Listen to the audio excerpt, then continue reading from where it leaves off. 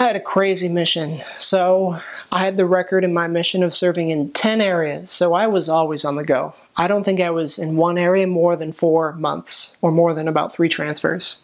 So it's really rough, but I got to be able to know a lot of different people. I got to know a lot of people that got baptized, a lot of people that got rescued, and I got to know a lot of different church leaders over there. So for that, I'm very grateful. A few different stories. One interesting thing I remember doing is, before my mission, I spoke Chinese.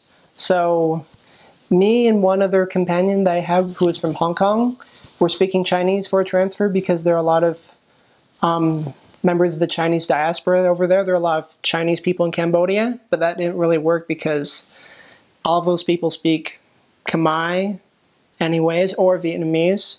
So that was a little bit rough. So I had a bit of a time for one transfer where I could go anywhere I wanted in the entire city. So I got to know the city of Phnom Penh really, really well. It's a crazy place. The traffic is crazy. There are like trucks and buses going everywhere. So if you're riding your bike, please be careful. But I probably had like 8 or 10 or 12 bike angels.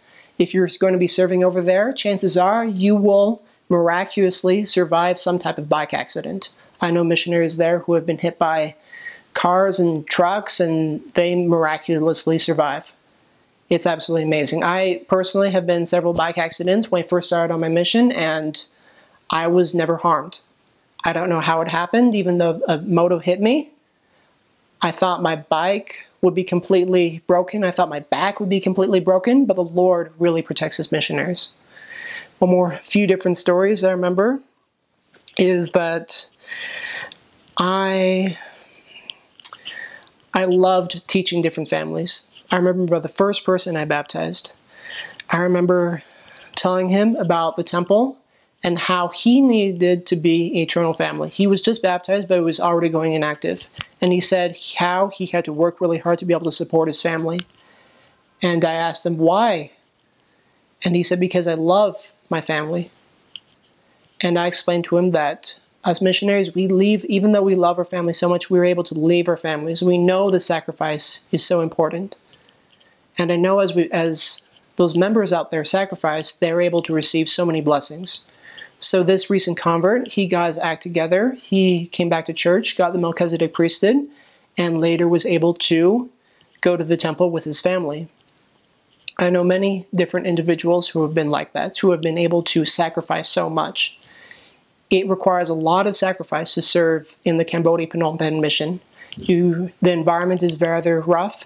You have to deal with a lot of different rough cultural issues.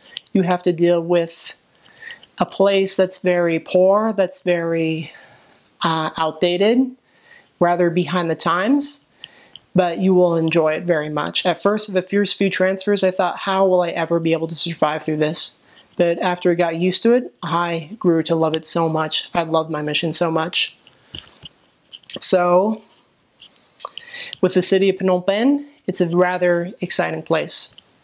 There's a lot of, it's very upbeat, it's very crazy. Like I said before, it is organized chaos. So the traffic is crazy, the food is crazy, but the people are wonderful.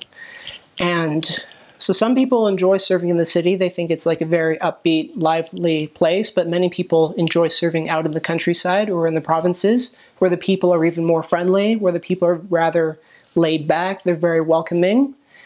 And I remember one boy in particular. So this village I served in, it was maybe about 8 miles away from the church, and these people were so poor.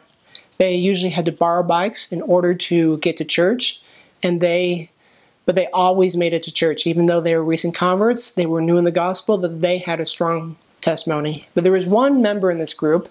He wasn't actually a member yet. He was this little boy that was maybe 12 or 13 years old, and he had been learning for 2 years, but he was never able to be baptized because his parents didn't let him. His parents didn't have any interest in the church, and by then we had a mission rule that we could only baptize children only if the parents were learning too.